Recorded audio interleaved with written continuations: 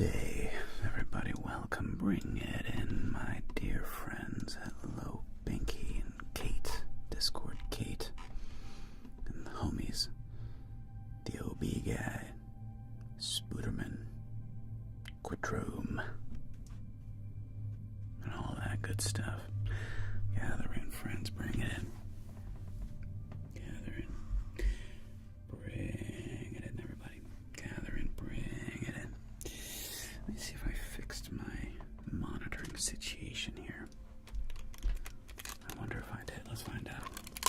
Did I fix the thing that was driving me insane? I'm about to find out. Let me flip on. No, still can't hear it. Boy, that's annoying. Wonder why that is. Because, correct me if I'm wrong, you all can hear, like, you know, Binky especially, you can hear some, like, music, like spa music in the background, can you not? Right, Binky? You can hear, like, hey, Robert, you can hear, like, a little spa music in the background there, right?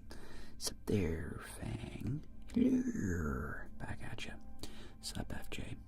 F and J. Okay, yeah, dude. It's so weird, man. I mean, I got this to work one day, and I could hear all the effects. I could hear the sound effects you guys are hearing, and it was all well and good, and everything was wonderful in the world. I'm being hyperbolic. And then we started up a new, JB, started up a new live stream a few days later, and suddenly I could not hear the things through the headphones. No idea why.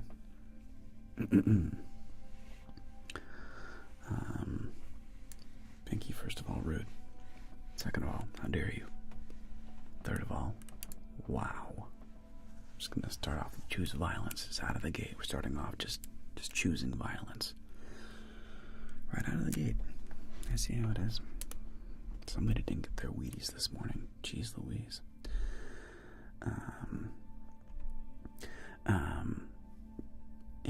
Yeah, so it's just weird, man. Everything says it's working. I'm gonna go in ChatGPT, going through it all, and I wonder why that is.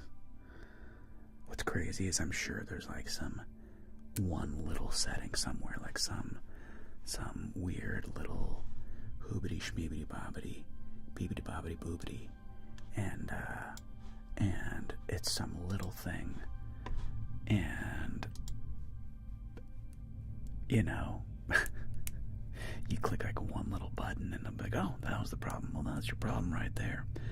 You didn't have this one little button clicked. Everything says audio monitoring is the MGXU, which is what I'm using. Audio monitoring device. Boy, I don't understand. Monitor and output, yep. I don't know. It's super weird, man. What are you gonna do? Oh well, I don't know. I wish I could hear exactly what you guys were hearing, but alas, we're just having to go old school. Nothing new. Just the way it's typically been. So, whatever. We're moving on. I'm not gonna dwell on it. I always forget to spend like, I don't know, not a ton of time, maybe 30 to 45 minutes troubleshooting this little weird issue. You know, not a ton of troubleshooting, but, you know, I've spent 30 to 45 minutes troubleshooting this. And I always just think of it like right before my stream, like, oh yeah, let me troubleshoot that. Then post-stream, I'm always like tired, or I want to go do something else, or something else comes up. So it's one of those things where I just keep forgetting to, like, oh yeah, I need to spend an hour going through all my stupid settings. Nobody cares. Hi, everybody. Okay. Hey, JP, it's going good. How are you doing, Maya? How you doing, Maya? And yeah, how you doing? How you doing, Fang? Snuzzles. Is that what you want me to call you? What do you want me to call you? I can call you Fang Snuzzles. It's just an intense name. Fang Snuzzles. I mean, but to each their own. You say your name is Fang Snozzles. I call you Fang Snozzles. Whatever works for you. Dutchie the cat. Hello, my friend. Sub only is toggled on Switch. Oh. Yeah, try that again. Caitlin. There you go. Even better, Kate. I didn't want to, like, out. I knew what your name was. I didn't want to out your name without you saying it first. I don't want it to be like, you know what I mean? Outing somebody's anonymity. But Kate is much easier. I've got a lot of Kates. Apparently that's like the name that is drawn to me. I have many Kates that are fans of mine. Different spellings, some the same. But I have like 4 Kates. Anyway, hi Kate. Great to have you with us. And everybody else, of course. Yeah, I know. Got Kates on Kates on Kates on Kates. A lot of Kate action. Kates on Kates. Berglund from Sweden. No worries, JC. Twitch can do that sometimes. Twitch can act very strange sometimes. But, no, Dutchie the cat. It's not rude to ask that question, bro. I have not outed your name, Binky. That's what I'm talking about. Like, I have not outed your name. Some people have figured it out because they're sleuthy little Snoopy Snoops. But I can't help people being Sloopy Snoopy Snoops. Snoopy's gonna snoop. I can't stop that. But I don't think I've ever outed you. I don't think so. I try to be conscientious of that.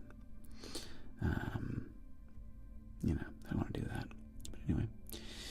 But yeah, no, with the blackjack thing, yeah, I don't think I have. So I'm always just trying to be polite about that, for sure. You know, I want to be polite about that.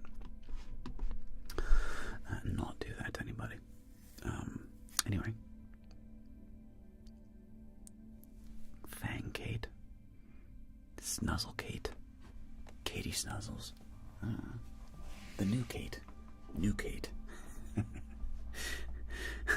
I've got Discord Kate, got Nurse Kate, New Kate, got Caitlin, Kate on Kate. Anyway, Dave, Spooderman, Ola.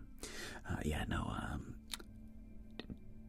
when I updated to the new Mac OS Tahoe, or whatever the new one is, I think it's Tahoe, it once again did a security patch, making it unable for my very fancy camera,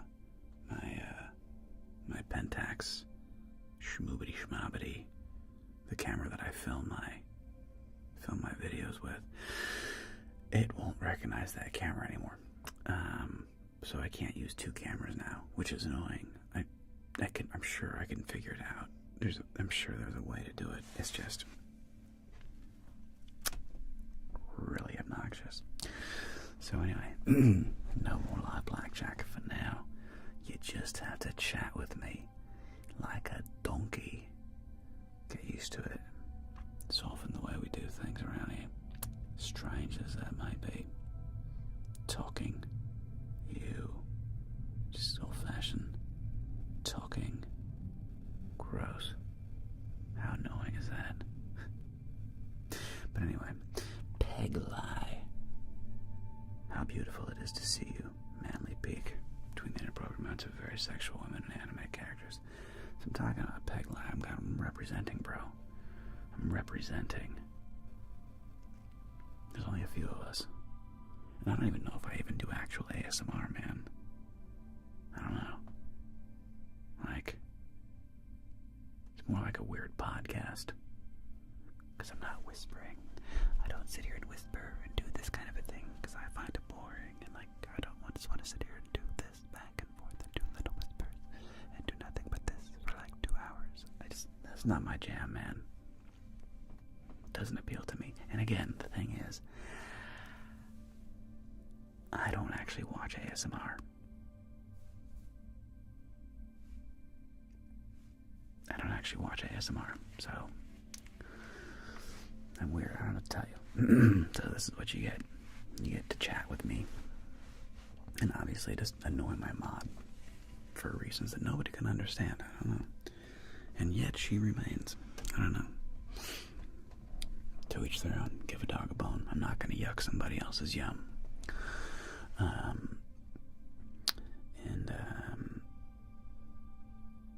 And also, yeah, it's pain while solo modding. Kate, are there any streamer forums you can ask questions in the troubleshoot, not to beat a horse?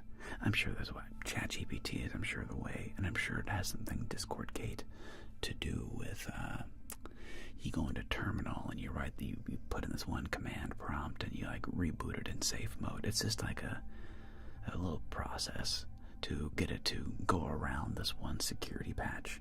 It's just a pain in the butt, that's all.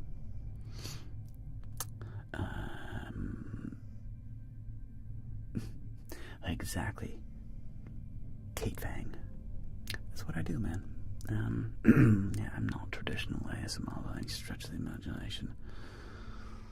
I don't know what I'm doing on YouTube, but it's its own little world. It's the Jeremiah version of whatever ASMR Jeremiah is. It is what it is, I don't know what to tell you.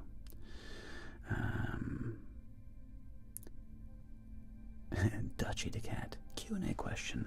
How would you describe your teenage life in the 2000s?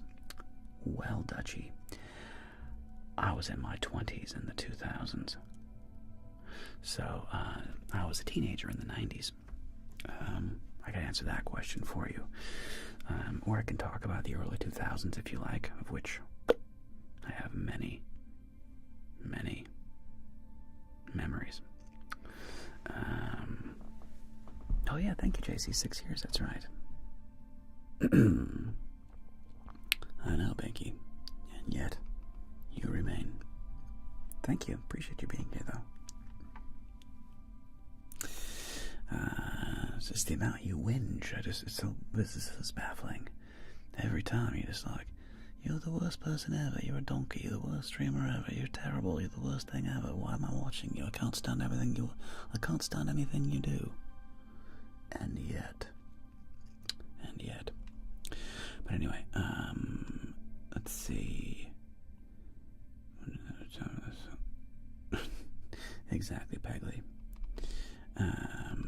And question when you want to do another roleplay for your patrons. Oh, I know, Golden Cassie, you're not wrong. Oh, it's such a weird mood thing. Like, I know, whinging at me is your favorite pastime. I owe my patrons some dominant ASMR. I know. Maybe I'll do that today. I don't know. Maybe I'm getting in my head about it too much. I'm probably in my head about it too much. I'm always like, well, what else have I not done? Versus, like, you can kind of do, like, similar things, similar styles with, like, little twists. And, yeah. But I do owe my patrons some, dominant content. Apologize. I need to get on that. You're not wrong to ask, Golden Cassie. You're not wrong. I do need to do that. Over on YouTube, hey, TY ASMR. What's up, brew? Luis. Oh, okay, this is a technical question from Luis. I don't know, Lu9SW. Do you find those foam sound reduction panel things work? What those foam reduction things do is they don't reduce sound, they reduce echo.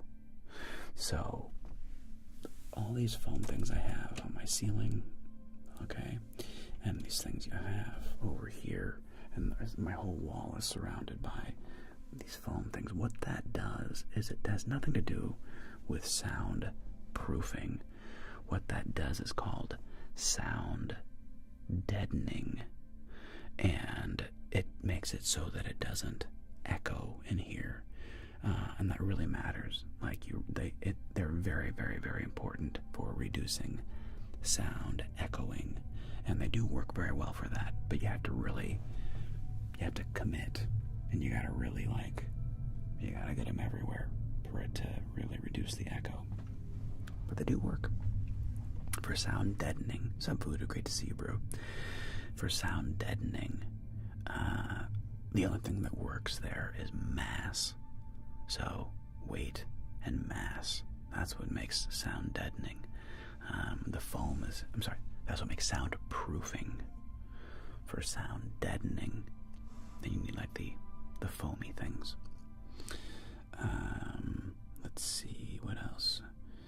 I had that happen in my Windows, and you find a workaround for the camera. Dude, I know. It's so annoying. TY ASMR. Super annoying. You socializing. And, yeah, Nick, nah, bro. I don't know why YouTube keeps saying, manly relaxation and maybe live blackjack. I've changed the title, and it always keeps coming up that way. Don't know why. Not doing blackjack today. Maybe not ever again. Live, I don't know. It just kind of fizzed out. It just kind of ran its course and fizzied. Like flat water. It just fizzed out. I don't know what to tell you. Yeah, and no, I've never been an actual dealer at a casino. I just practiced until I got decent at it. I still got a couple questions. One talking about teenage life in the 90s. That's a long ramble. Abominable Snowman. Maybe this is an easier question. My commute home is an hour and a half. Ew. 30 minutes. Have everything done before. My boss is old school and 9 to 5. How do I frame this for him? If I stay an extra hour, it'll always stay there until 5. Man. And JC, do I have any AMA questions? So, let me ask, abominable questions. Snowman, yo. Unfortunately, that is the only solution to this problem is communication with your boss, and you have to pose it as a win-win.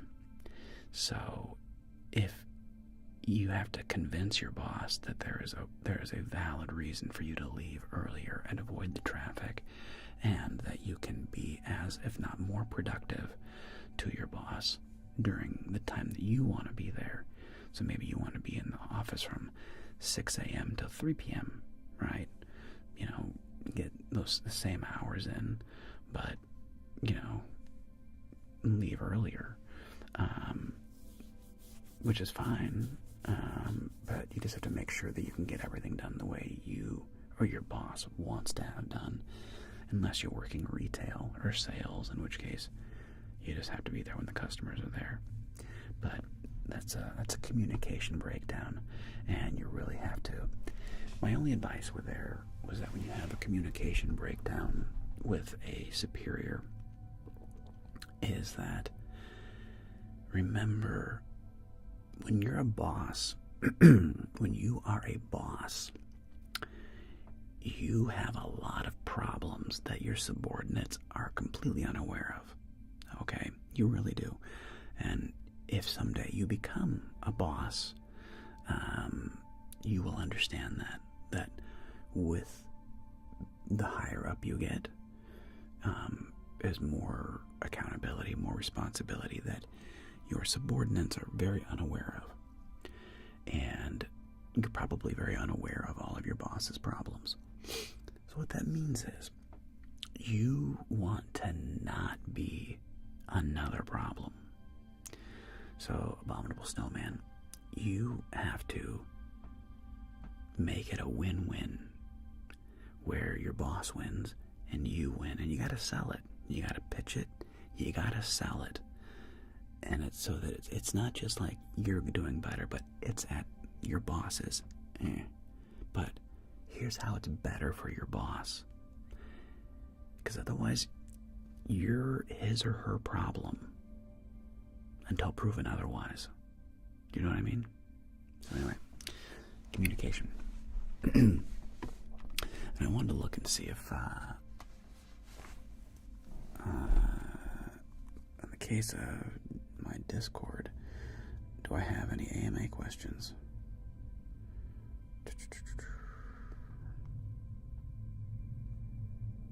I only have like 3 questions. That's why I haven't done an AMA. I have 3 AMA questions. But I guess I can do an AMA with 3 questions. So anyway, maybe I'll do one of those. But I just don't have any questions. So if you want more AMAs, ask me questions.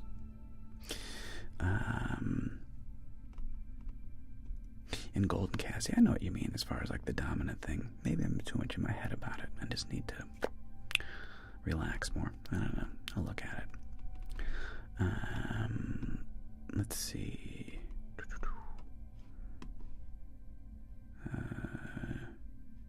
I'm glad that helped Abominable Snowman. I'm glad that helped, bro.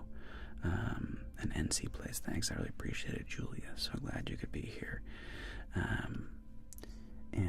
Yeah, so hopefully that, makes sense. Yeah, just make sure you try to view the world through your boss's eyes. And I had a similar thing. It was funny. I had some friends of mine, and they were kind of getting into a beef with their landlord. And I forget exactly what it was about, but it was something like, is hypnosis real? 100%. We'll talk about that in a second. NC Plays. I forget exactly what their beef was about with their apartment, but the point is, like, he was getting very frustrated. He's like, dude, this bee, like this blah blah blah, man, like she's blah blah blah blah blah blah. And I'm like, thank you, Binky, appreciate that. And it was like,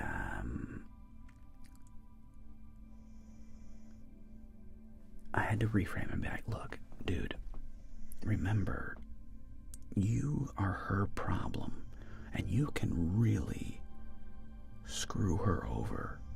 In the state of California, a renter can really be devastating to a landlord if they want to, because they can just stop paying rent, and like it takes months and months and months to kick them out. So it can, a renter to a landlord can be a really difficult position. And I had to be like, bro, remember, you're her problem. Help solve her problem, because she doesn't want a problem any more than you do. This is a pain in her ass too. Like, find the solution that works for both of you. And he was like, dude, I never thought of it that way. I'm like, yeah, like, you're not in a battle with your landlord. They have problems too. Just because they happen to, you're renting from them doesn't mean they don't have problems. Stand in a solution rather than just whining and complaining. Be like, how could I make this better for both of us? And all kinds of neat doors open up when you don't view the world through it's me against so and so. It's me versus you, and it's like, you're the problem. That doesn't usually cause a whole lot of productivity. Try to stand beside them and go, okay, what can we do together moving forward that would benefit both of us? Benefits you, benefits me. And when you do that, you'd be amazed. Good things happen. And it's kind of like the old adage of, I remember I heard somebody say, like, well, dude, if I got a raise, I would do more work. If I got the raise, then I would do more work. And it's like, oh, country mouse, that's not how it works. When you demonstrate your ability to be X, Y, and Z, then you get the raise. You don't get the raise under the hopes that maybe you'll then suck less. If I'll pay you more, maybe you'll suck less. Maybe. No, it doesn't work like that. Do better. And when you're better, then you can ask for more once you've demonstrated value. Like, hey, I've been demonstrating value. And then you can ask. But you gotta demonstrate value. You gotta be showing up and like performing. And if not, who do you think you are? I don't know. Figured it. So, hypnosis. Lots of fun questions today. Okay. Is hypnosis real? 100%. Now, there's many different kinds of hypnosis. At its fundamental level, remember this. All hypnosis is being very, very relaxed and letting your mind, you have to be very vulnerable, you have to be very open, and you have to be very trusting. And not everybody can be hypnotized. Some people have walls up and they're just like very guarded and they can't go into a hypnotic trance. Other people, it's much easier. Okay, highly creative people, highly intelligent, highly creative people tend to be easier to hypnotize.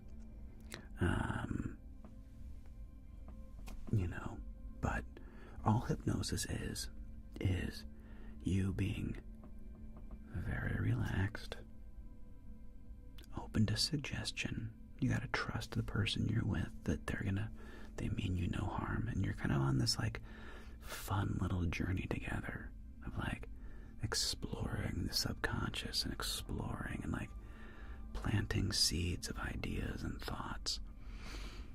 And I've been hypnotized several times. It's very calming. It's really pleasant. I really enjoy it.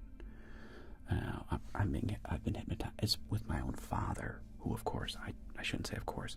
I happen to trust my father very much. I have a very good relationship with my father. I love my father very much, and my mother too. I trust them both implicitly. So I have a very good relationship with them. So it's, you have to trust the person you're being hypnotized with, that they truly mean you no harm. Now, stage hypnosis is a different animal. So when you see the stage hypnotist and they have the people on stage clucking like a chicken and, doing absurd things, what's happening there? Are they actually hypnotized? Yes.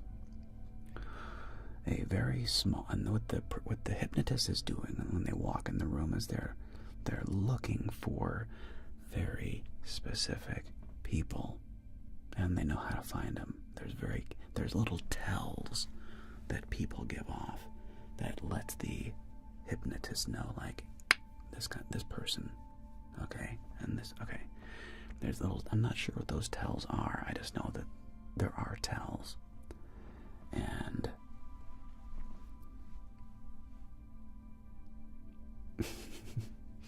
and when they call those people up on stage, those people go into a trance, right? And they'll do absurd things.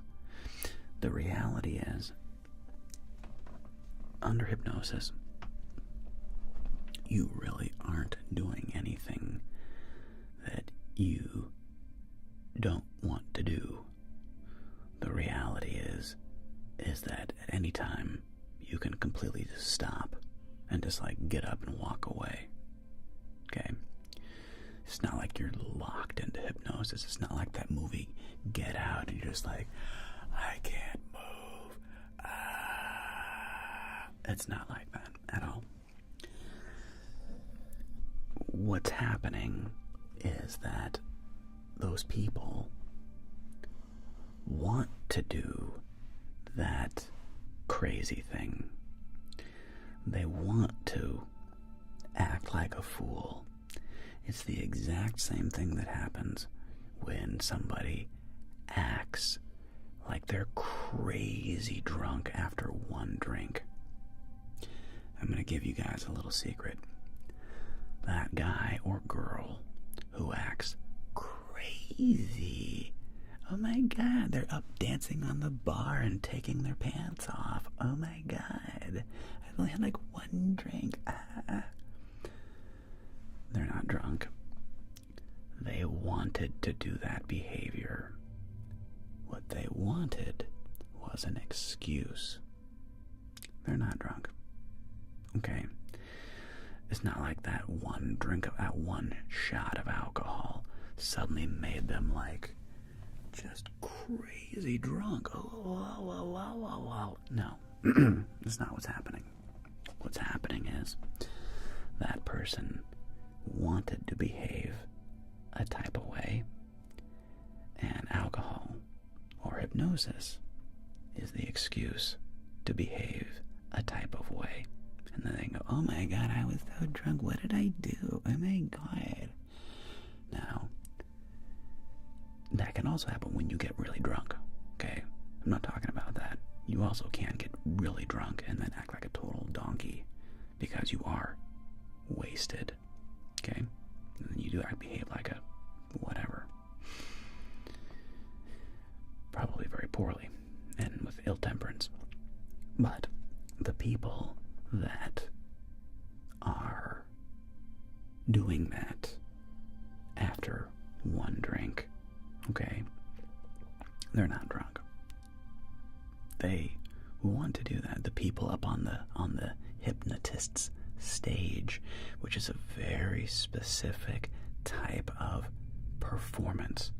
The hypnotist is doing a performance with those members of the audience. It's a dance they're doing, and the hypnotist knows how to find those people. They're not plants necessarily.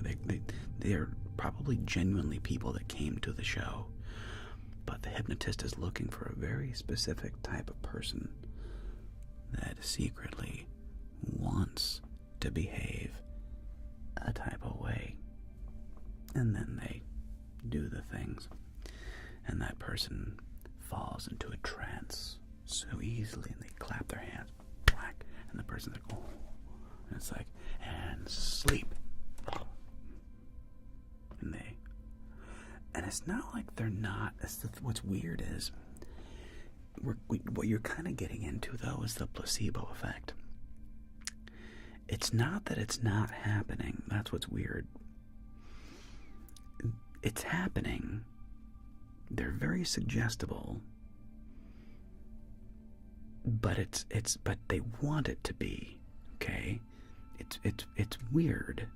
It's like, and again, it's a very small fraction of the people that actually do this. They want it to happen, and they just let themselves. They want somebody else to take over for them. Okay? It's much like a sub-dom experience in a relationship. A true sub, okay? The goal of the sub is to be able to fully let go. And it's relaxing to be a sub. You let the other person take control. That's what it is, okay? The dom is very in there. It can get weird, but fundamentally, the dom wants to give the sub a very pleasing experience. And that can look many different ways, don't get me wrong. There's a whole weird range of things that can look like. But that's what you're getting into there. There's a reason why a lot of like very powerful CEO types are subs. Because like in their normal life they are making crazy decisions, and they have to like, there's all this weight and responsibility and blah blah blah. And so in their private life, in their sexualized fantasies, they want to be a sub. They want somebody else to take control so they can just, but it's control in a very specific way. And I liked how the show Billions talked about this. Great show, by the way. Paul Giamatti and Damian Lewis. Billions. The first 3 seasons were phenomenal. Even season 4 is pretty good. But they kind of get into the whole sub-dom thing. And one of he's like the AG of New York. The Attorney General of New York, Paul Giamatti. And he's a sub. And one time they're talking to like his dom, and she's like, you guys have different arousal profiles, and that's very important in like the sub-dom thing, okay? But those people are but again, with hypnosis, the whole thing, it's about letting somebody else be in control and letting your mind wander. Now, can you implant ideas under hypnosis? Yes. You 100% can. Can you help somebody quit smoking? Yes. 100% you can. Will it 100% work? No. No, I forget what recidivism rate is, or the relapse rate is on hypnosis and like quitting. I forget like how quitting smoking is. Like it's like less than 50%. Okay, most people fail and they go back to it or whatever, or drinking or whatever. Can it help though? Of course it can. But all you're doing is just, while the person is in a very open, calm space, you're asking like, do you, in the reality is, if you want to quit something, if you really want to quit, hey Mox, if you really want to quit something, you will quit. Hypnosis can help, but if deep down you don't want to quit, you won't. Like, period. If you don't want to, if you're not ready to, you won't. For good or bad, like whatever. There's no judgment. It's just, everybody has a vice, man. I don't know. Everybody does. Anybody who says otherwise is selling something. Everybody's got a vice. Some are healthier than others. But nobody is vice-free. And anybody who pretends to be vice-free, be very weary of. It's like the old, like those, like the hardcore, Christian televangelists, who are all like, conversion therapy crap with like hating on gay people and stuff, and it turns out they have like boyfriends. It's like, yeah, anybody who like professes to be ultra virtuous, red flag, red flag, red flag. Everybody's got their thing. Okay, so you just gotta like figure out what that is for you. Everybody needs a release.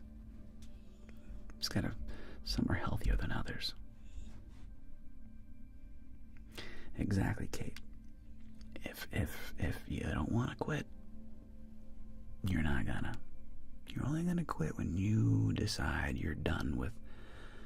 If the consequences of your behavior outweigh the payoff. Everything's about, what's the payoff? What's the consequence in life? Thank you, blessed. Everything in life is, every relationship, every argument is, what's the payoff? There's always payoff. And what are the consequences? There's always consequences. Every time you say yes to something, you're saying no to everything else. Okay? And it's not that a consequence is necessarily even a bad thing. It's just the thing that it's not yes. It's the other thing that's not that. And so in your own life, there's going to be things that you're doing, you're saying yes to, and the consequence may be being fitter. The consequence of this decision may be being smarter in some specific field. It's still the consequence, right? Or the consequence is like, well, I'm overeating, I'm gaining weight. What are the consequences of gaining weight? There's a million consequences of that, right? Physical health, heart health, joint health, physical activity, blah, blah, blah, blah, blah, blah. There's a million consequences. But there's payoff too. What are the payoffs? Oh, it's great to hang out with your friends and have delicious dinners and cocktails and fried food, and it's great, it's fun, there's consequences. So you just have to find that balance for yourself in your own life. But it's amazing how once you see that, and once you start applying the lens of payoff and consequence, how am I being with somebody? Am I making them wrong? What's the payoff of making them wrong? I get to look good. I get to be right. I get to whatever. I get to dominate. Okay? What's the consequence? Lack of connection, lack of friendship, lack of trust, lack of love, lack of affinity, right? There's payoffs, consequences. Payoffs, consequences. So, but yeah, anybody who appears to be overly self-righteous,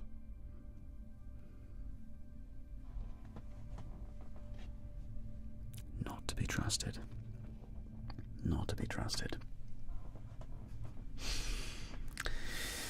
Let's say, Mushy boy, I'm glad you like the new Edna video. Thanks, bro. Do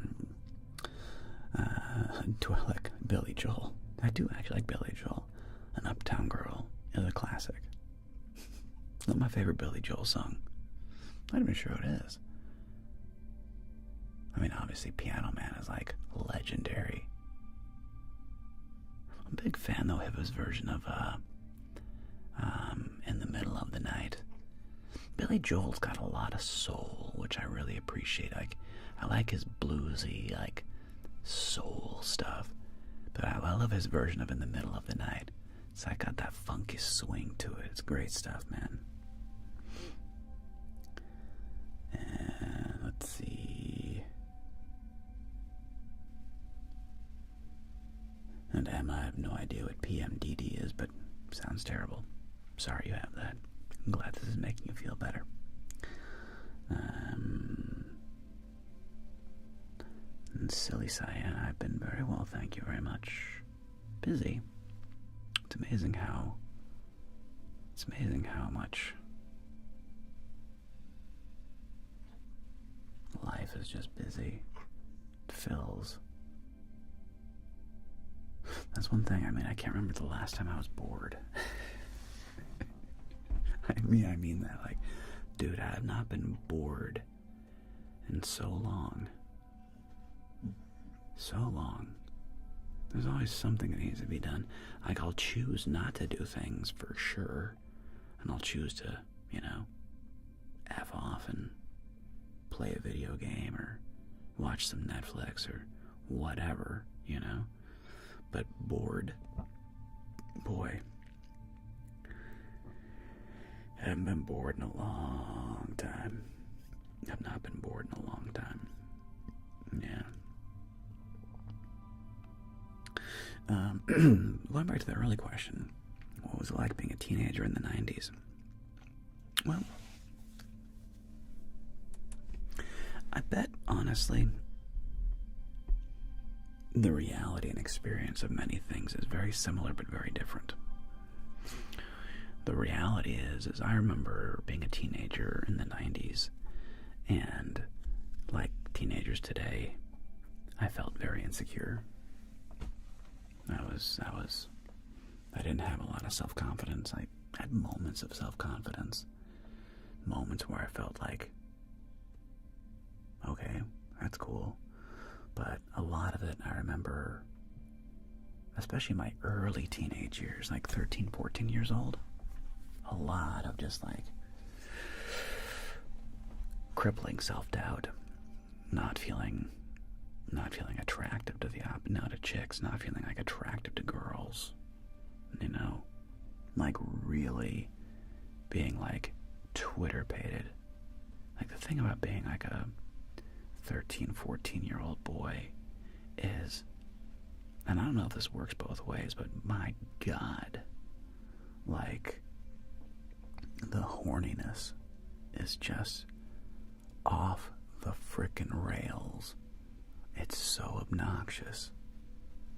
And I had I think one of the great differences of like my generation versus like these new kids is unfortunately access to pornography. And like in my day, like it was hard to come by. You had to like know a guy or like find a magazine in the woods or something weird. Like I'm not even kidding you. And it was like, ooh, or like, you found your dad's Playboy. Ooh, scandalous, And I was like, ooh, Now, boy, with the internet and everything, I don't know, man.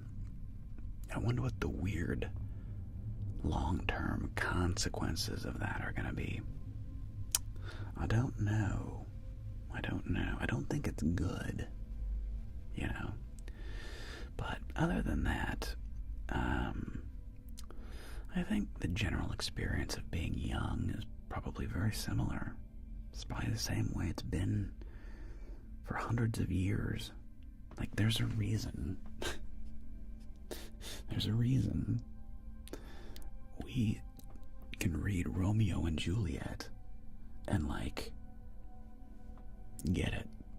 Like, it's from the 1400s. Like, yeah, these two kids who, like, are young and horny, and they fall in love as only 14-year-olds can do, when you're that young, 13, 14, and you, like, get Twitter-pated by somebody. You're like, oh my God.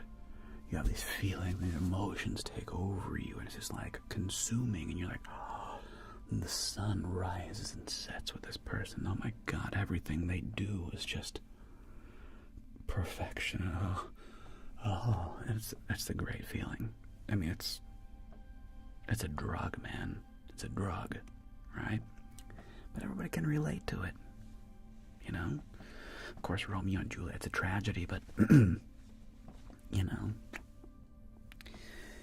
bottom line is just two young kids with feuding families. What's new about that? Nothing. And, it's dramatic, obviously, like Shakespeare made it. They die. Spoiler alert, they die. But, like, Shakespeare was making a point about star-crossed lovers and the futility of, like, these family feuds and how stupid they are, and like what a tragedy and a waste. He's making a bigger political point and using the young Romeo and Juliet as the protagonists. But even now, you can still relate to that, and I think kids now, I'm assuming, have the same experience. I've heard, I don't know if any of you are young enough to vouch for this, like when I was a kid in the 90s, we had dances, right? Like the dance on Friday night, and people would go to the dance, and you would dance, like, this is like early days of hip-hop. like when I was a kid. Like it was Crisscross and House of Pain and like what other were like. Anyway, just look up like 90s hip hop, like Ace of Base and CNC Music Factory, and like, you know, that was our dance music at the junior high dances. And people would dance, and it was, you know, scary, and the guys would all stand around the edge, you know, like stand in the little corner of the guys, and just like, what's up, guys, you know, and it's like, I'm gonna ask her to dance. No, I'm not gonna ask her to dance, man. I'm just like, shh. You just like kind of stand there, maybe you get a little closer, and you kind of like see, like, as you kind of dance a little closer to her, and you see if she's like backing away from you, or if she kind of like, is she like not going ew, right? And you kind of dance a little closer.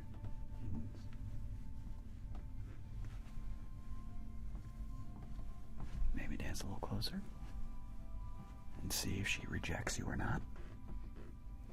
And if she doesn't, you're like, okay. And maybe you get really bold, and maybe you go up behind her a little bit. And then you see if she's like, if she wiggles her butt in you a little bit, and if she does wiggle her butt at you a little bit, you're like, oh my God, she's wiggling her butt at me a little bit. And you kind of freak out. I hope that still happens today, because that's a very important experience, I think. I have incredibly fond memories of that. Going to like friends' house parties and doing that. And dancing, you know, at a friend's house party. And like dirty dancing, you know. Like Salt and Pepper, you know. What a man, what a man, what a man, what a mighty good man. He's a mighty, mighty good man.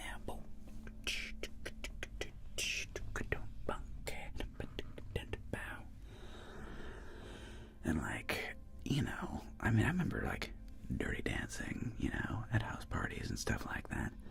And, you know, you're 13, 14 years old, mom drops you off, you know, at the house party. I hope that still happens.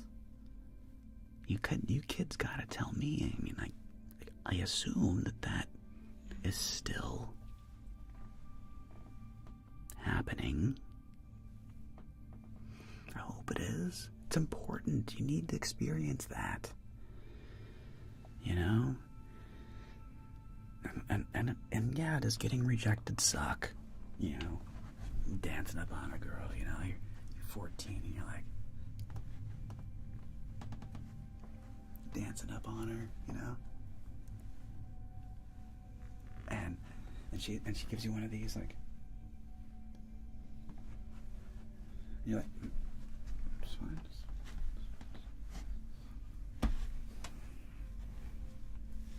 What's up, bro?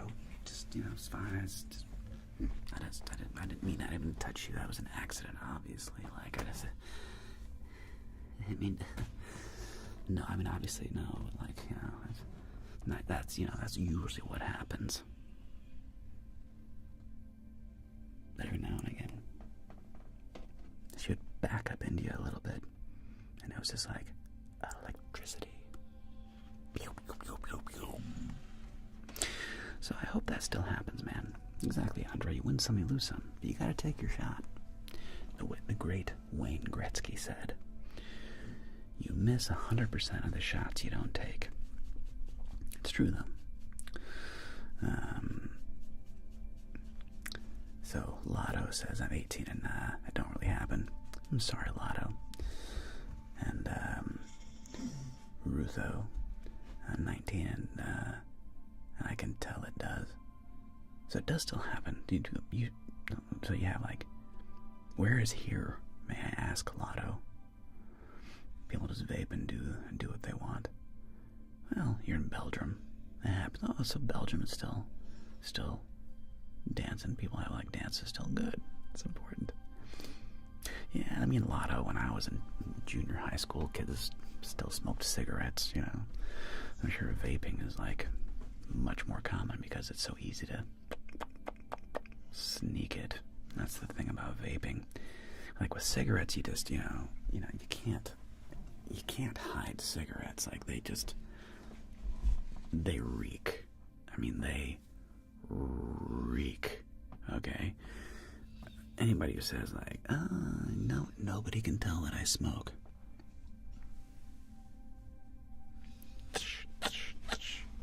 Yes, they can. You reek of cigarette smoke. So, when I was a kid, smoking was still pretty common. Teachers still smoked. Did I remember when The Simpsons first came out? It was hilarious. Like, it showed like the teachers' lounge, and like all the teachers back there, like in a cloud of smoke. And in the 90s, I mean, that was still a thing. I remember specifically my 6th grade teacher, like Miss Martin, I knew when she had like a cigarette for lunch. You could tell like she smoked, man. And it was, this was like during like the DARE program, DARE, drug abuse resistance education. Like, don't smoke, just say no to drugs, blah blah blah. It wasn't effective, by the way. It didn't work at all. But you could tell who smoked and who didn't smoke, And I hated cigarettes when I was a kid. Like, oh, gross. They still smell gross now. Even though I did smoke for a while. I had a little smoking phase. But, because I thought it would be important as an actor to be able to smoke. I thought good actors need to know how to smoke a cigarette properly and not look stupid when they smoked. Because it bothered me. It bothered me when I even nowadays, when I see an actor and it's clear that they don't smoke and they're lighting up a cigarette and they're just holding it wrong and they're just doing it wrong, I'm just like, just don't. Just stop. You're embarrassing yourself. Don't pretend. And I thought that for some reason, being able to smoke on camera was important. No. Yeah, it was so dumb. So stupid. Exactly, Discord Kate and Cat Librarian, I'm telling you. Anyway, the point is I did have like a smoking phase in my 20s. Shh. It's the trash man, you dingus.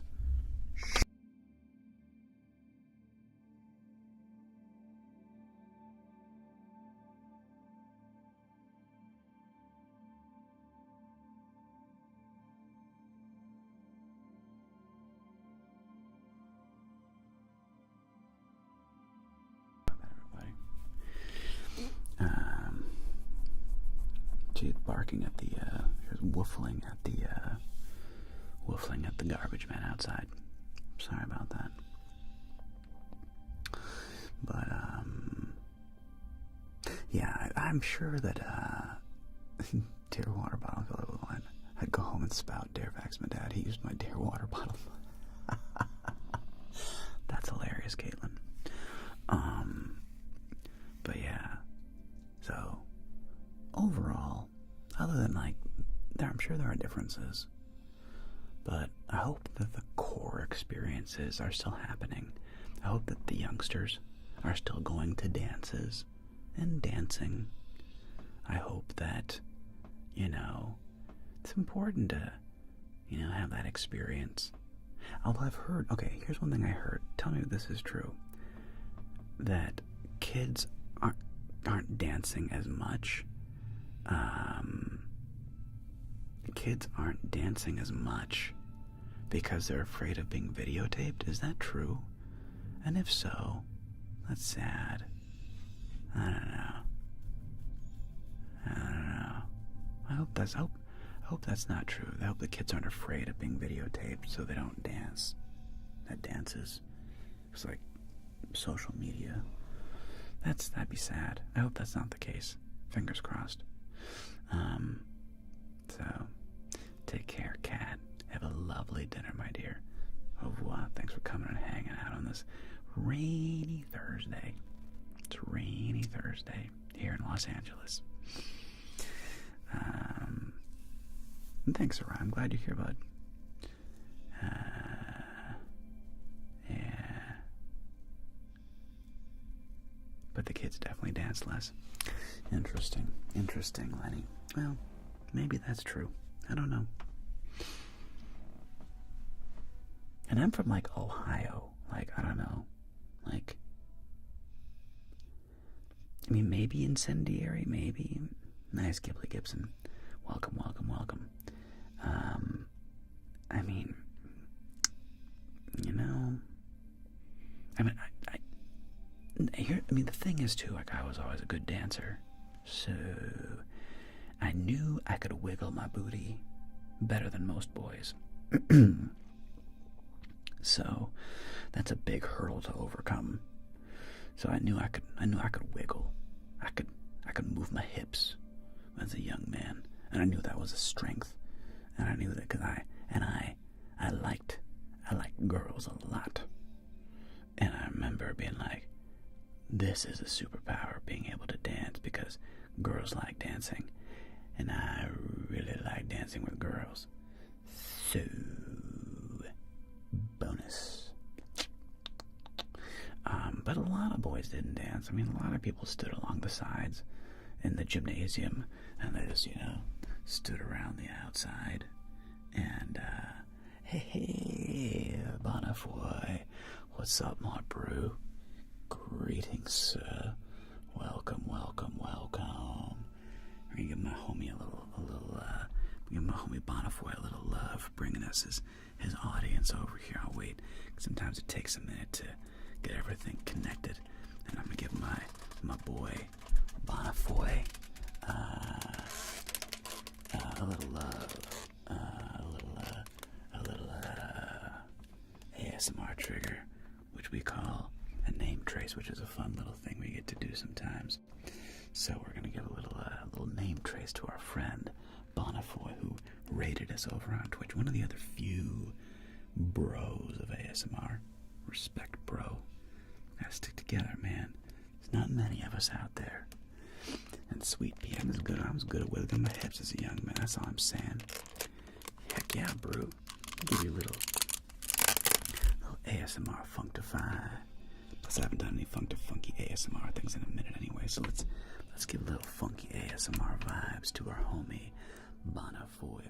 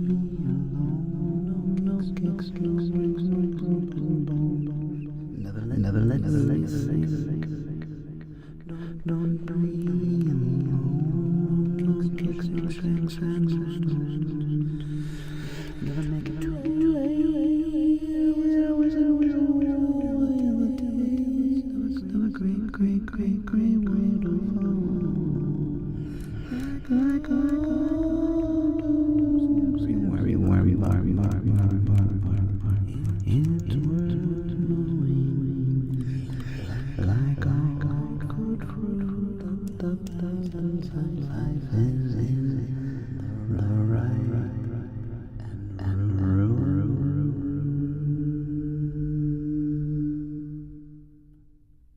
So anyway, Bonafoy, little love to you. That last little bit was actually by a band called Alt J, a song called Tessellate. And yeah, it's a neat little little duet that they sing. So yeah. Discord Kid, you were too kind. Thank you very much. The real Wisteria, thank you. Yeah, I don't know. I should probably do more of that from time to time. Actual ASMR things. Kate, big hugs. Thanks, Discord Kate. Welcome. Thank you, everybody. Thank you, Discord Kate. Big hugs. Appreciate that. Thanks for the 5 gifted. Too kind. Too kind. Too kind, man.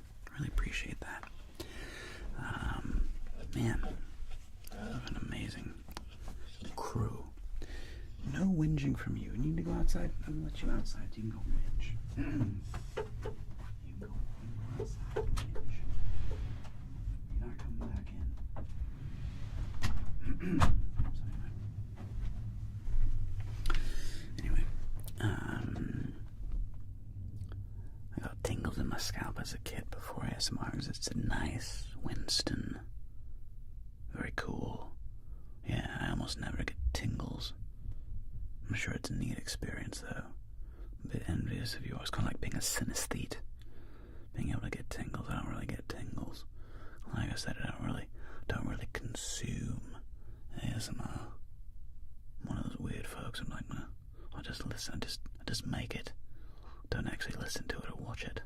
But I'm glad you do. Glad some of you like that. It's fun. I do enjoy doing like weird soundscapey things from time to time. It's a hoot. But again, shout out to Bonafoy. Thanks for the raid, bro. Appreciate you. Hope you have a great evening. You go get some rest and relaxation. And kick it. Take care of yourself. Do what you gotta do, bro. Do what you gotta do.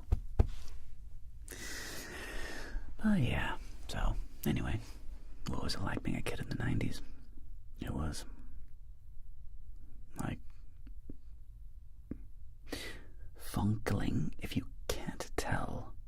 Yes, I'm American AF. I just do good accents. But yeah, I'm like Midwest American, bro. I'm like Ohio American. I'm like mega American. Now I live in LA, which is like culturally, iconically American. So yeah, I'm like American AF, dog. Whatever that means. It's a cool thing about America is this place is huge. And it really is. What's neat, one thing I really love, appreciate Lou Grand. Good old Maddie. Shout out to Maddie Tingles, man. One of the OGs. Shout out to Maddie. Oh yeah, Funkling, that's right. Do like doing accents. You're not wrong on that. So I'm sure you heard about that. Slide in on a moment. This is because I like doing accents. Probably to the chagrin of many people. But I do like doing them.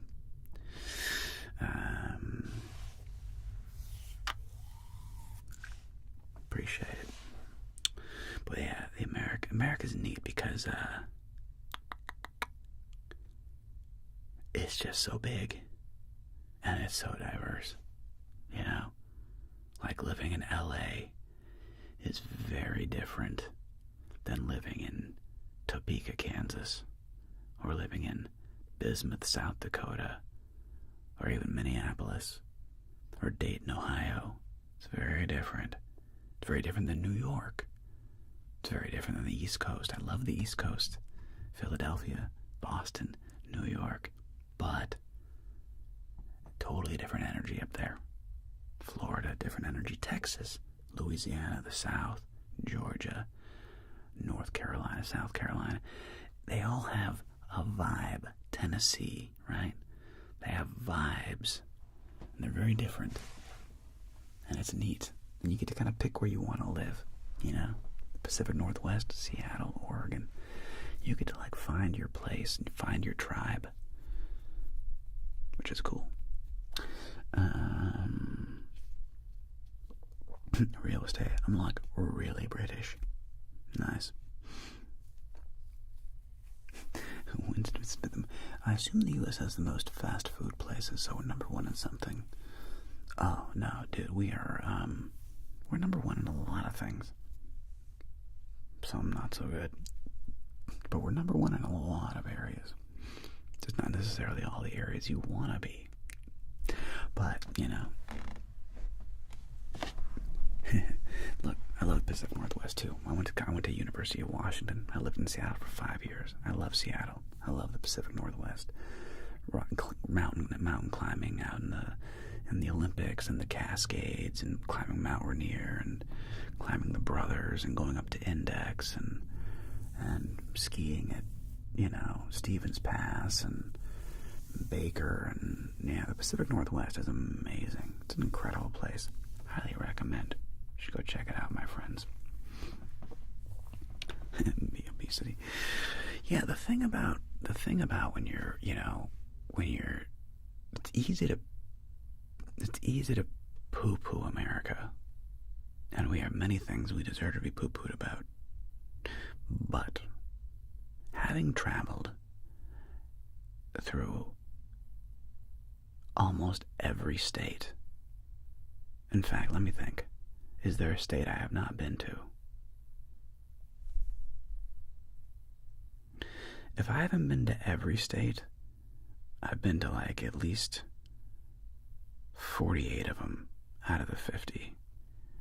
I mean, I've been all over America. And what's cool is that my experience of traveling all over America is that, man, the vast majority of Americans are really kind people. The vast majority.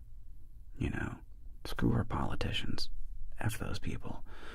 But the American people, when you come to visit, we're really nice people, man.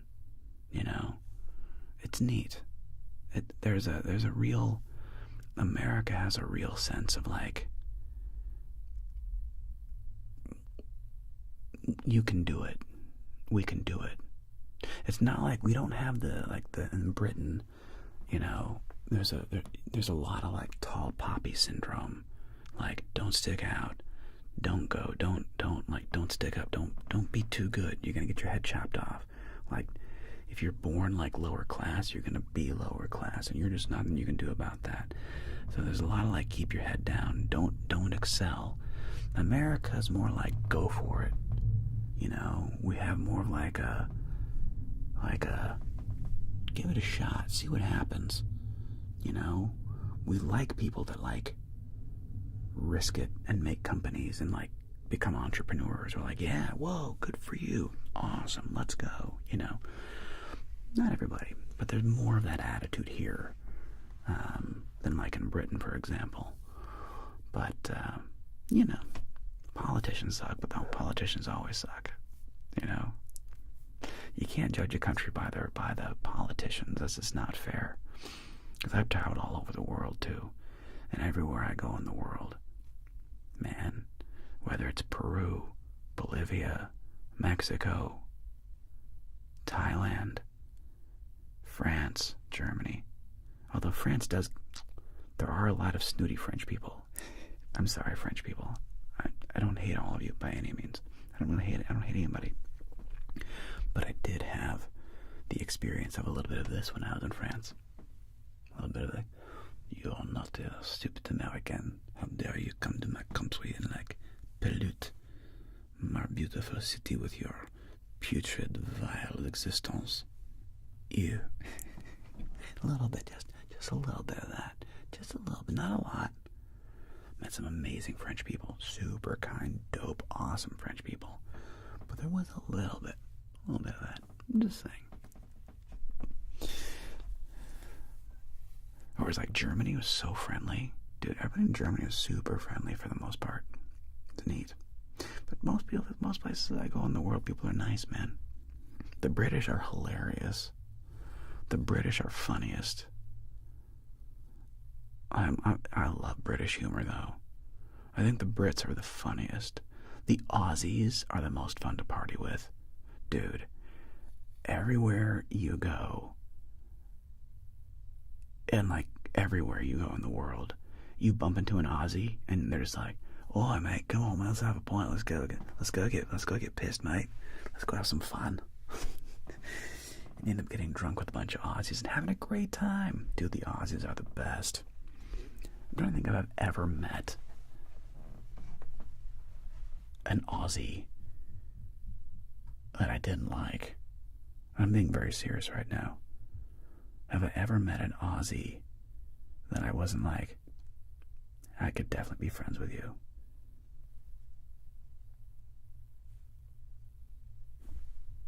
I don't think so. I don't think it's happened yet. I like everything. Every Aussie that I've met has been just like, dude, I could totally kick it with you guys. Like, you guys are fun. Yeah, Aussies are the best, man. I love their accent. It's like that. I was watching, Chris Hemsworth on Theovon the other day. Chris Hemsworth, is he Thor, whatever, from the Marvel movies. Super handsome bloke, and there's something about like an Australian accent. Like they're just, I don't know, you just go and go hang out, go drinking with them. And Aussies, they travel so much, like they get out of the country a lot. So like everywhere you go traveling wise, you're gonna bump into some Aussies at some point in time. And every time I do, they're always like fascinating. Damn, they're having a good time. Traveling for months on end. It's like, what are you doing? It's taking 6 months to travel the world. You're like, 6 months? How are you traveling the world for 6 months? It's crazy. It's the best. I had the pleasure of dating this Aussie gal, Claire. Oh, she was a sweetheart. Such a sweetheart. She's where I got that phrase. I loved it. When I was dating her, she would, when we'd hang out, she would always ask, what was the best part of your day? I love that question. What was the best part of your day? I love that question. Because it's such a positive, like, spin, Because of course there's a lot of shite throughout the day, dog. Of course there's a lot of things that suck and are, like, miserable. And yeah, so what? Yeah, next, yes, and. Of course that happened. What was the best part of your day? I just like spinning and the glass is half full kind of a thing. So yeah, Claire, shout out to Claire, wherever you are, from Bondi Beach. That's why I learned how to say Bondi. It's like B-O-N-D-I, Bondi. That's how you say that, Bondi Beach. So yeah, shout out to all the Aussies out there, man. Ferrari, love being an Aussie. Well, Ferrari, if we ever met, we'd probably be friends in real life. Like I said, have yet to meet an Aussie I didn't like. But yeah. Let's see, what were we talking about earlier about people like pissing on America here? Not too much, I'm just reading the comments. Max Pirate. Yeah, the file thing. Well, look, they finally arrested Prince Andrew. So shout out to the Brits. Randy Andy. No longer Prince Andrew, now it's just Andrew. Blah, blah, blah, blah, blah, blah. But they arrested the son of a bitch, which is good. So far, one actual arrest has been made. Not in America, of course. God forbid. But internationally, we have our first actual arrest. So, I call that progress. Again, shout out to Thomas Massey and Ro Khanna. Those two guys are legends. Legends. Like dogs with a bone, not letting this thing go. Bless them. And even MTG, Marjorie Taylor Greene, who I was not a fan of necessarily. Find myself in strange alliance with her. Strange alliance. I'm like, well, I really agree with you on this thing, though. So, on this, we're friends.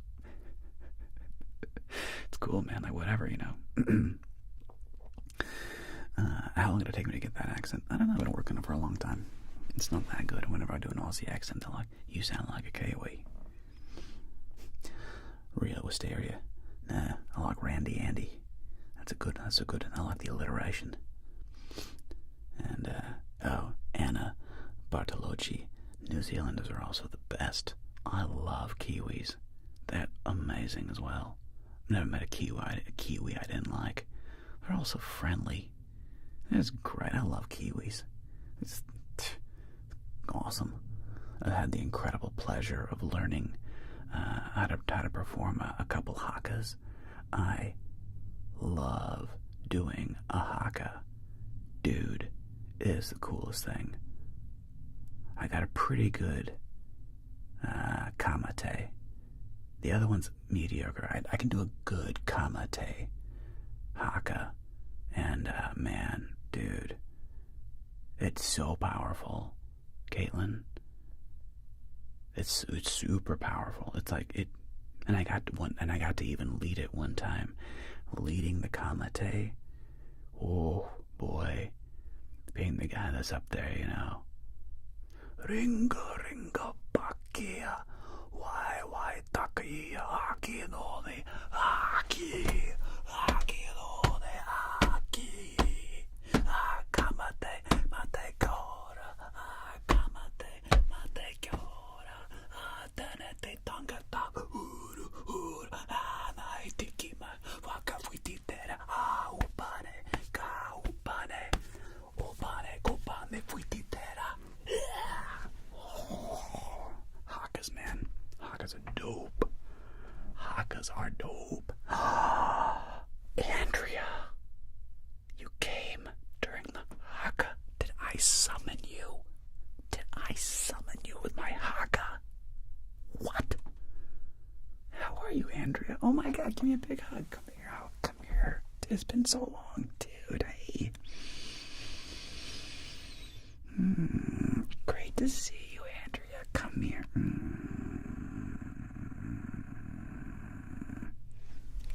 Oh, that's right. I remember that, Anne. Anne's here too, with Andrea. Hope you're all doing really, really, really good. Wonderful to have you with us. Oh man, it's great to have you with us. And I told her they can do a Spanish accent. I can do a Spanish accent. There are several types. This is my favorite. Basically, what I'm doing is impersonating Antonio Banderas, who, if you are going to impersonate,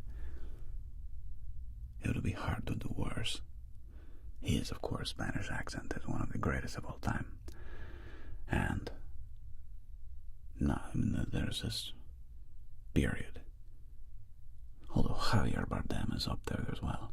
He's as good. I think Antonio is a little bit more iconic. But both he and Javier Bardem have magnificent accents. And in fact, I heard that for Antonio, he learned his lines for the movie Mambo Kings. He learned his lines phonetically. He spoke no English. So when he learned his lines, he basically just learned them not knowing what he was saying, per se. So, shout out to Antonio Banderas, the man, the myth, the legend. To my surgery on Tuesday. Oh, well, Anne. Hope you're feeling better, darling. Hopefully your surgery is healing, height surgery. Hopefully it wasn't too dramatic.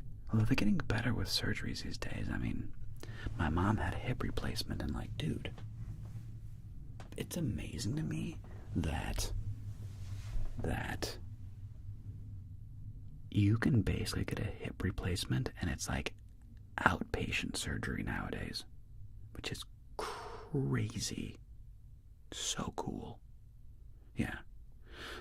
But anyway, I hope I hope your surgery was not too cuckoo bananas.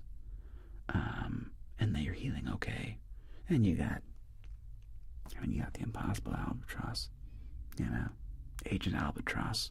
There to keep you company. Keep you all healed up there. You're in good hands. You're in good hands there. Great to see you, Andrea. It's been a long time.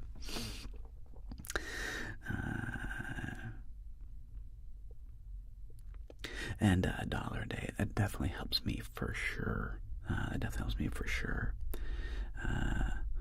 I think I can do a British accent, Ethan, but the problem is, of course, there's a lot of British accents, and it really depends on what type of British accent you're doing. My friend Tom, he's from Norwich, and his accent is sort of like this, where it's not posh, and it's somewhere in this, whatever, but yeah, his accent lives somewhere up in here. Like, I don't know how else quite to describe it. My favourite, though, is Statham. Big fan of Jason Statham. It's basically what I do when I do Teddy Quitters and impersonating Jason Statham. What I can't do is I can't do Northern. It's like too sing-songy. Like I can't make it sound right there. It's weird. It's just too. I can't kind of do a Northern accent. They're too all over the place. Yeah, like Patty McGinnis. They're just a strange accent. I can't do it. But yeah, what are you gonna do? You're making sure she behaves. That a girl. Nice, Andrea.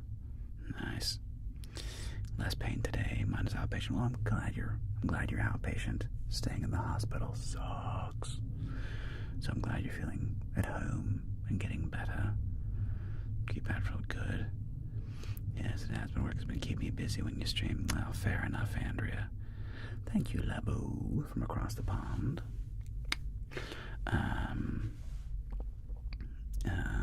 I'm sure it's been keeping you busy, but hopefully, remember a couple of years ago, you kind of going through a big transition. Hopefully that transition has gotten a little easier and things are mellowing out for you a little bit.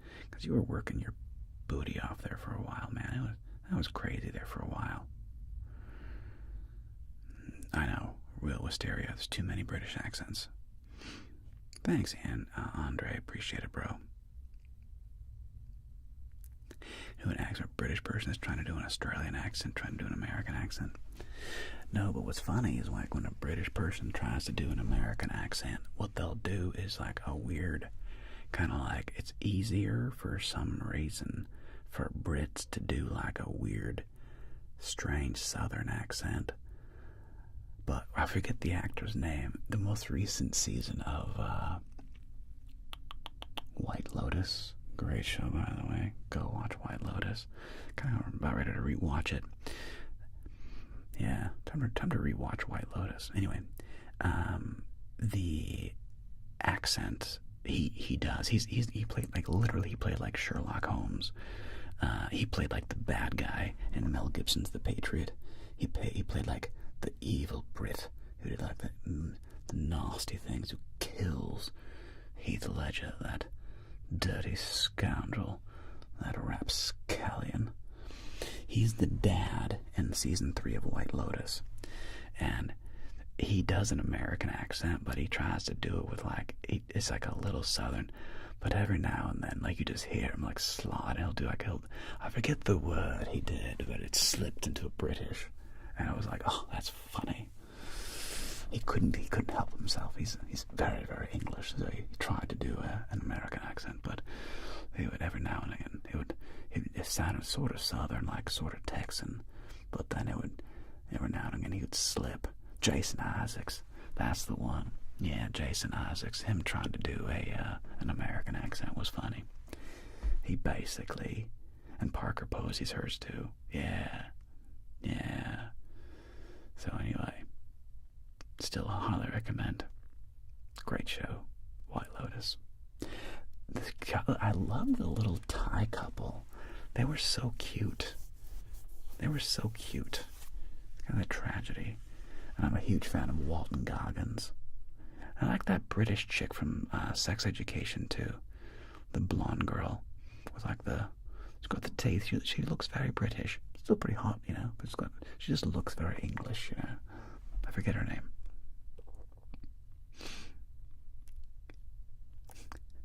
I don't know what people from East Timor sound like, so do an East Timor accent. No problem, Winston. Turns out people from East Timor sound exactly like me. So, luckily for you, this is exactly what they sound like. Good as American from Watch Arcane. Trust me, with the voiceover. Jinx and Arcane. Nice. Well, listen, you Brits, you gotta quit freaking coming over here to our country and taking our American jobs. You British actors, you know who you are. A lot of you come over here and what's the word? Culturally appropriate Americans. And all you Brits come over here with your fancy learning. Ooh. And you're taking American jobs from American actors. Cut it out. I'm kidding. I think it's hilarious.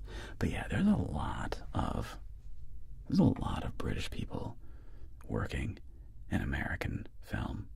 Famously, some of my favorites, Damian Lewis. Love Damian Lewis.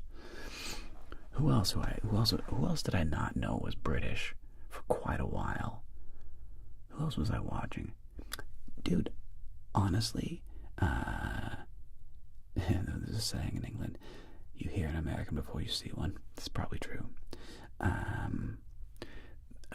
Hugh Laurie, I don't think I knew he was English because I didn't watch Blackadder back in the day. So Dr. House from that show, I didn't know he was British, I don't think. At least not for a minute. And then I found out, I was like, wait, what? What? He's British? Very British. Who else was like surprising? Damian Lewis, Hugh Laurie. What other person was I like surprised by? I was like, wait, you're English? There's some chick. And I was like, son of a bitch, you're British too? Who was it? Who was the gal? Who was that actress? I was like, wait, what?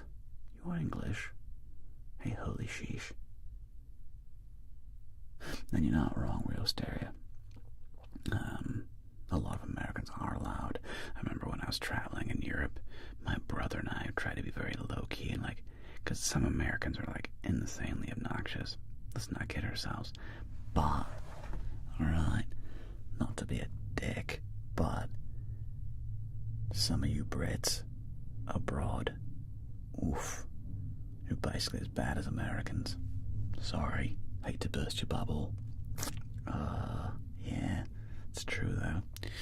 Some of you are just as obnoxious as the Americans outside of England. Just saying. Just saying. Kate Winslet. Yeah, but I knew she was English though. I'm trying to think, who was it that, who was it? Oh well. It doesn't matter. The point is, quit coming over to America and stealing our American jobs. British people. Ugh. The worst. You can go finish watching your Edna Mode. Take care. The real Wisteria. Go finish watching that Edna Mode, you saucy minx. Enjoy it. Savor it. Drink it in. Darling. Favorite accent? Probably Andrea.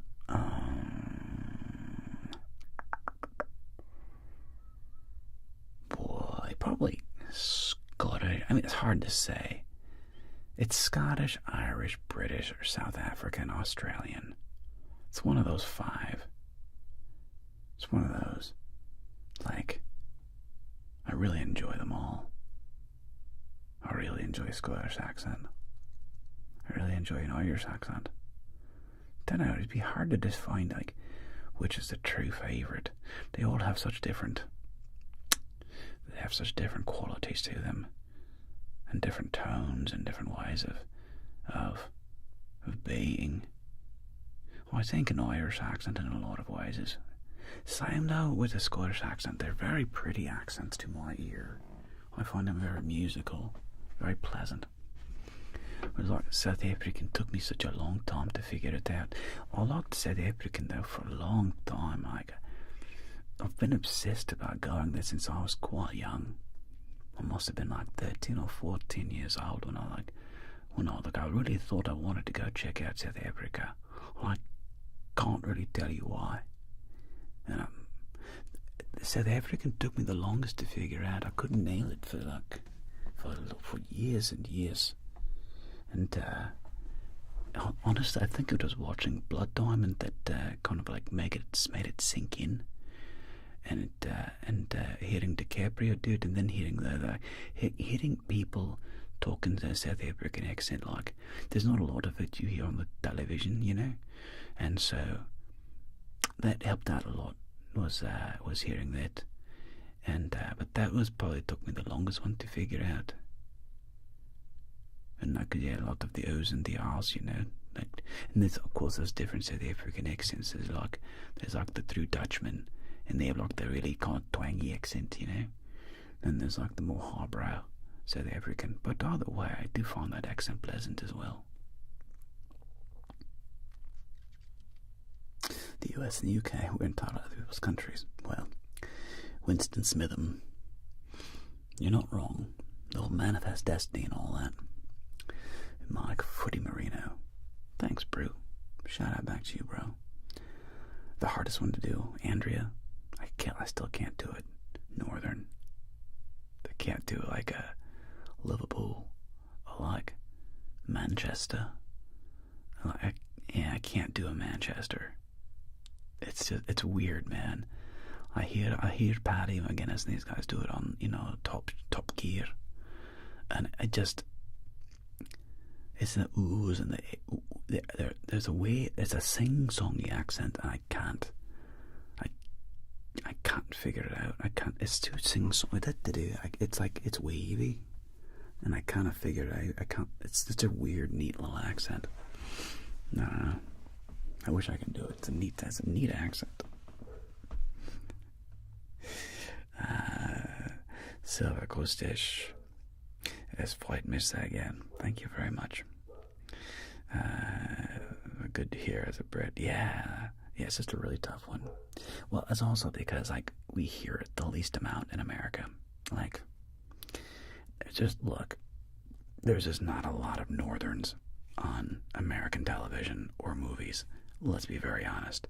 In fact, I think I heard more Northerns on Top Gear than like any other time period, like the second, you know, the new wave of Top Gear after the Three Kings. Hammond, Clarkson, and I can see his face. Captain Slow. How am I blanking on Captain Slow's name? The OGs of Top Gear. Come on. Really? No, come on. Jeremiah. Bro, Captain Slow. Hammond, Clarkson, and... oh, come on. James May. Jesus, thank you, Slim. Oh my God, James May. Thank you. Whoa. Christ almighty. Anyway. After they were moved out and the new crew of Top Gear came in, that was the most I've heard of a northern accent. Like, most, you just don't hear a lot of northerns on the telly. Sorry to hear it. Hence, you know, I can't really do it. Can't really do it. Does the soft-spoken or whispering make it harder to do accents? No, Cora. I think it's almost easier in a way. I honestly think it's almost easier. South Philly. I'm not sure what a South Philly accent would be. I know what like Boston is. Park the car in the yard. Boston, New York is its own thing. Long Island, and like East Coast. But I don't know what a South Philly accent sounds like. And yeah, sell him like, dude, like there's just so many. There's so many.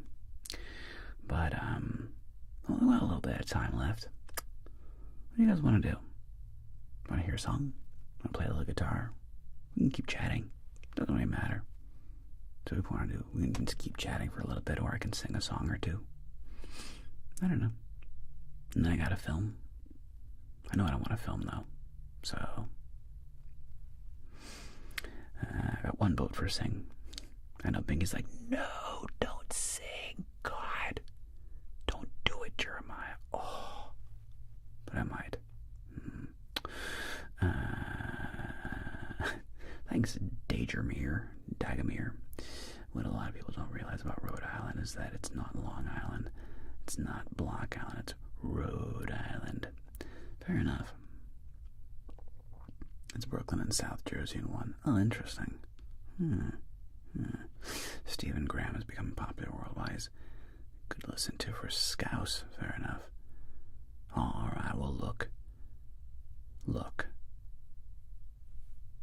For the impossible albatross,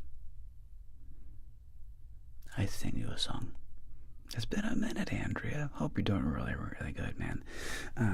Let's do a little bit. I feel like I like a little singing. Let's do a little bit of singing. I mean, can't avoid. I'll try to not be pitchy. I'll do my absolute best, Binky. No promises, but I will try not to be pitchy. To the best of my ability. Let's see if I can first start off with a song in my key. Let's see what would be in my key. What's lower? I get my voice back in my more normal voice though.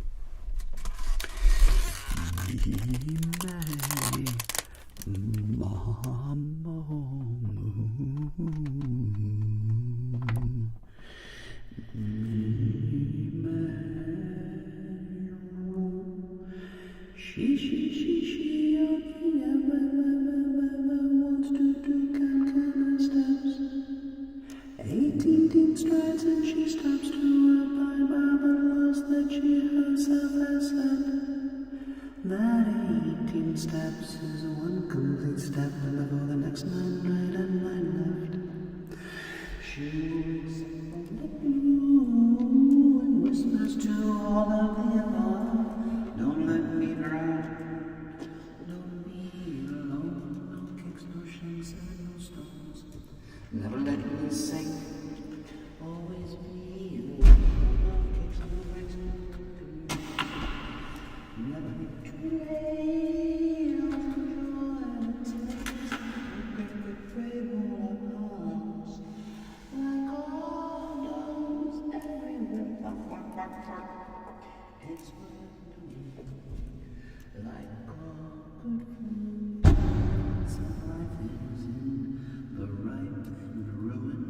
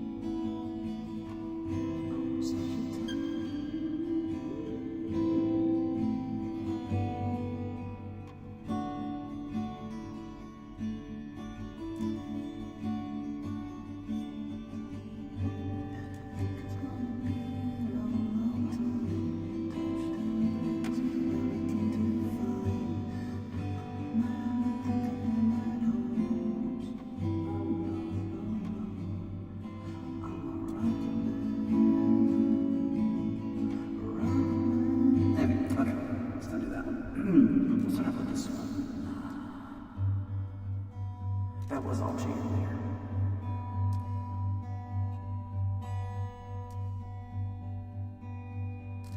Fall is here the air, back to school, ring the bell, brand new shoes, walking blues, climb the fence, books and pens, I can tell that we are gonna be friends, I can tell that we are gonna be friends. Walk with me, Susie Lee, through the park and by the tree, we will rest upon the ground and look at all the bugs we found. Safely walk to school without a sound. Safely walk to school without a sound. Here we are, no one else. We walk to school up by ourselves. Tested on our uniforms from chasing all the ants and worms. We clean up and now it's time to learn. We clean up and now it's time to learn. Numbers, letters, learn to spell, nouns and books and show and tell. Playtime we will throw the ball back to class through the hall. Teacher marks are hide against the wall. Teacher marks are hide against the wall. We don't notice any time pass. We don't notice anything. We sit side by side in every class. Teacher thinks that I sound funny, but she likes the way you sing. Tonight I dream while I'm in bed, when silly thoughts go through my head about the bugs and alphabet. When I wake tomorrow bed, you and I will walk together again. So I can tell that we are gonna be friends. So I can tell that we are gonna be friends.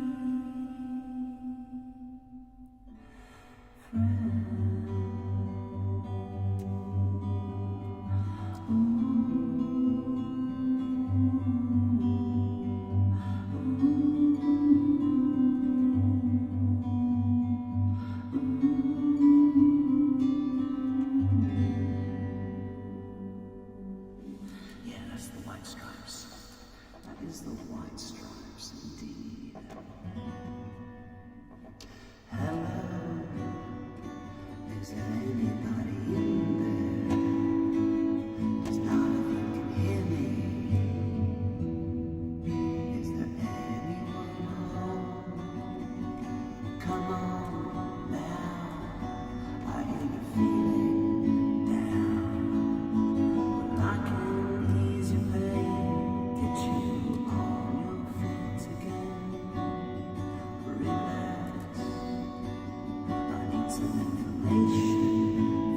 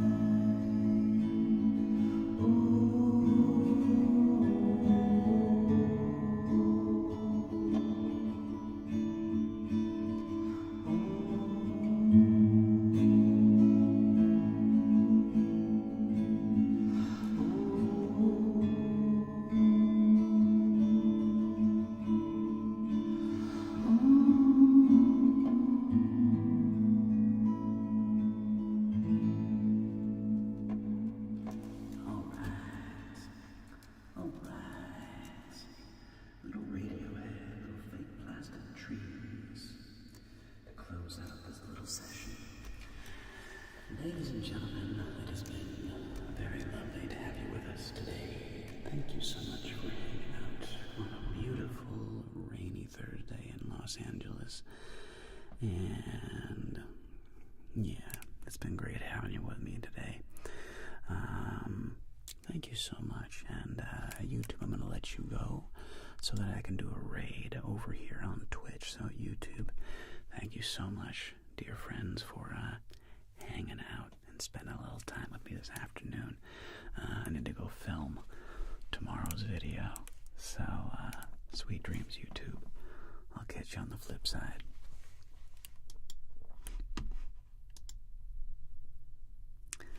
And that's YouTube. Thank you, friends on YouTube. Excuse me.